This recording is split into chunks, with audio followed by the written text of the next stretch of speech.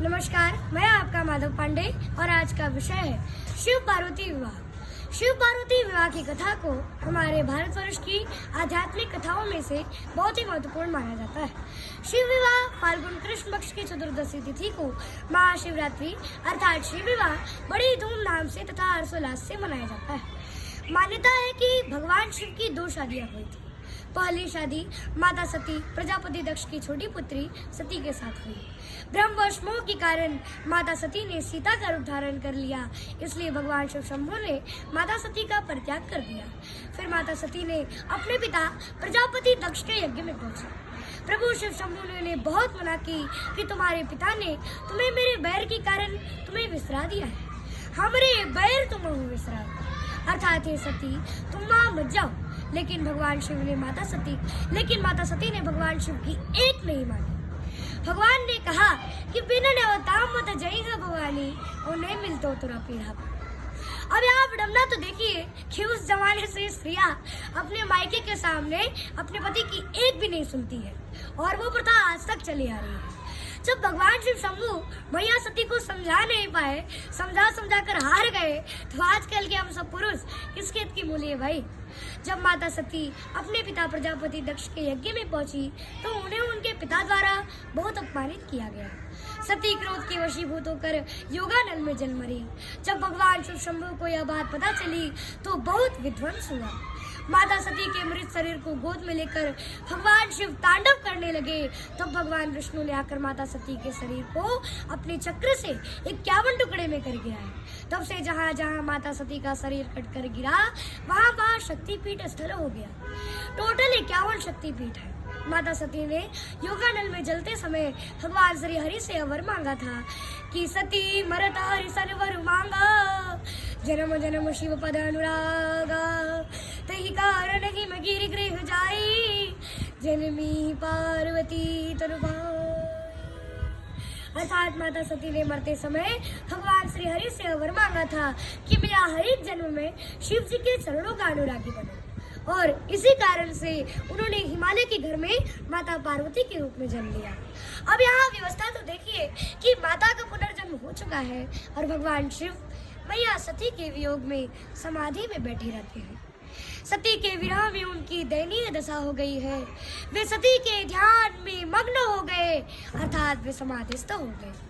और इधर तारकासुर ने और इधर माता पार्वती युवती हो गई और उधर उनके माता पिता को विवाह की चिंता होने लगी। अचानक नारद जी का महल में आगमन हुआ।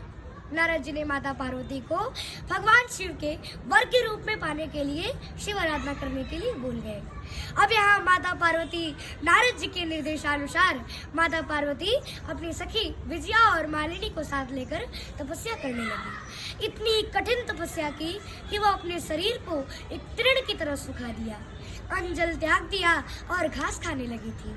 तब से उनका एक नाम अर्पणा भी पड़ा था।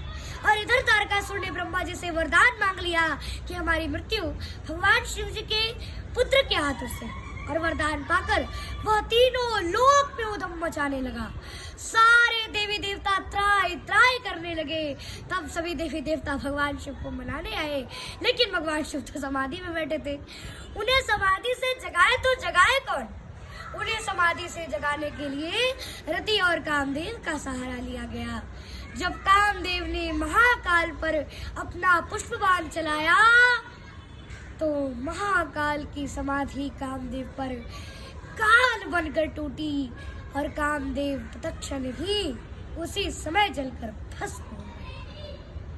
और ये सब माता पार्वती विवाह देख रही थी। महाकवि कालिदास ने अपने रचित कुमार संभवम के पंचम सर्ग के प्रथम श्लोक में स्त्री की सौंदर्यता का वर्णन करते हुए लिखा है कि तथा समक्षम दहता मनोभवम विना किनाव मनोरथा सती निलिन रूपम हृदयेन पार्वती प्रियेषु सौभाग्य फला ही चारुता।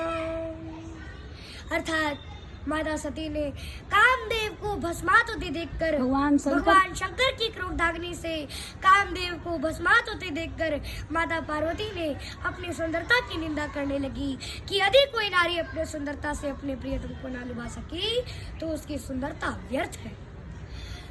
रघुवंश में राजा अज का इंदुमती के लिए विलाप तथा शिव का सती के लिए संताप और रति का कामदेव के लिए विलाप बड़ी ही करुणा भरी विलाप है। इसका वर्णन नहीं किया जा सकता। माता पार्वती की तपस्या की परीक्षा लेने के लिए भगवान शिव स्वयं ही वहां पहुंचे। वे छोटा सा भटू ब्रह्मचारी के वेश में माता पार्वती के पास पहुंचे और वहां जाकर माता पार्वती से भगवान शिव की शिकायत करने लगे कि वह तो योगी, रहने का स्थान नहीं, खाने का अन्न नहीं, पहनने का वस्त्र नहीं, वह तो श्मशान में रहता है, वह तो भांग धतूरा खाता है, निर्वस्त्र रहता है। तुम कैसे उस अघोरी के साथ अपना जीवन यापन करोगी?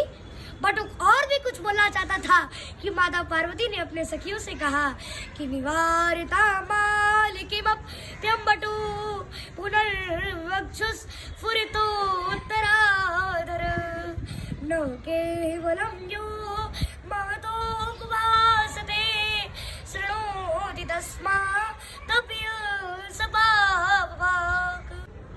अर्थात हे आली, हे सखी, अयम बटू निवारिताम, इसे यहाँ से दूर करो।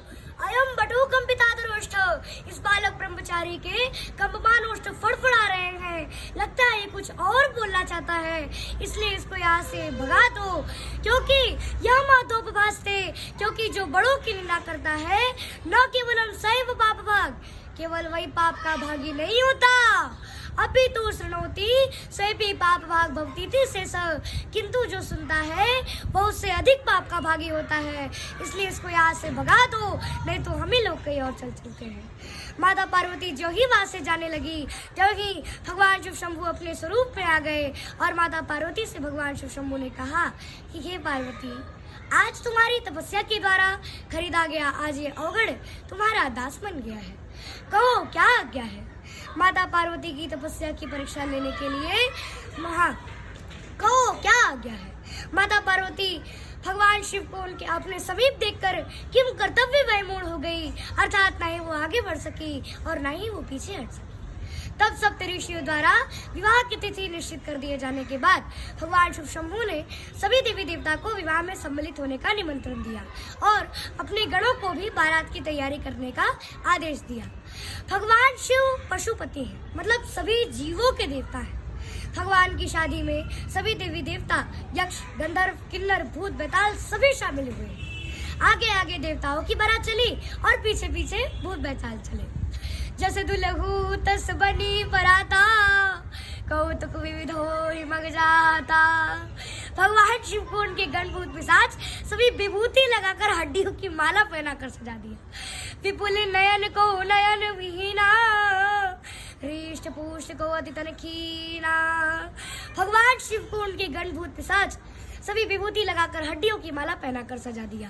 यहाँ कोई बिना मुख का है तो किसी के बहुत से मुख है, कोई बिना हाथ पैर के है तो किसी के बहुत से हाथ पैर हैं, कोई बहुत मोटा ताजा है तो कोई बहुत दुबला पतला है। यह सब देखकर सभी देवी देवता लोग बहुत व्यंग कर रहे हैं और भगवान शिव भी मुस्कुरा रहे हैं कि हथियार गुड़वारे बाबा शिव के बरतिया रे, गंगा बेचारा गाना सुनावे, दूल्हा बेचारा ढोलक बजावे, लंगड़ा बेचारा नाचे दिखावे, कितना अद्भुत बरतिया रे, बाबा शिव के बरतिया रे, बम बम बम बम बम बम।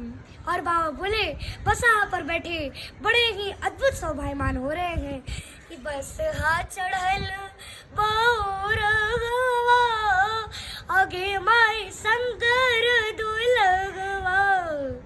बारात को देखकर सभी लोग बहुत प्रसन्न हुए, लेकिन जब भूत बेताल को लोगों ने देखा तो सभी डर के मारे भागने लगे।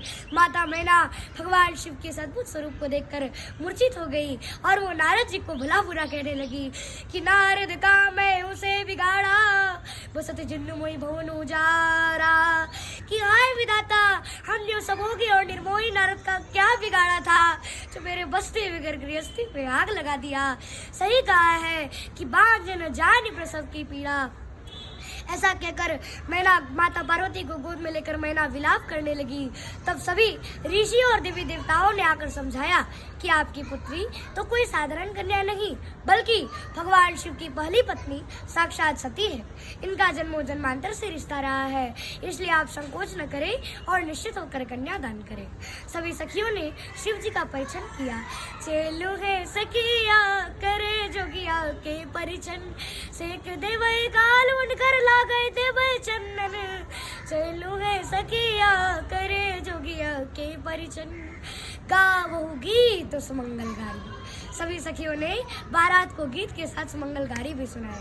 सखियों की सुमंगलगारी को सुनकर सभी देवी देवता लोग बहुत विरोध कर रहे हैं कि पाणी ग्रहण जब किन्न महेशा, हियर से तब सकल सुरेशा।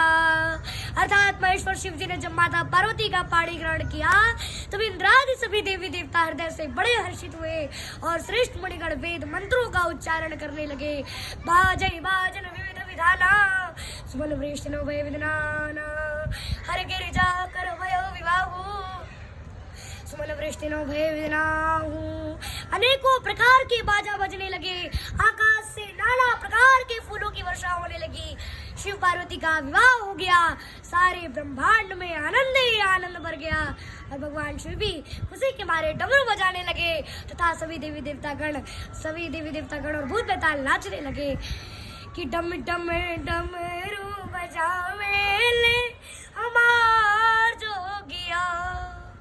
वागर था विषमृक्तो वागर था प्रतिपत्ते, जगत पीतरो वंदे पार्वती परमेश्वरो।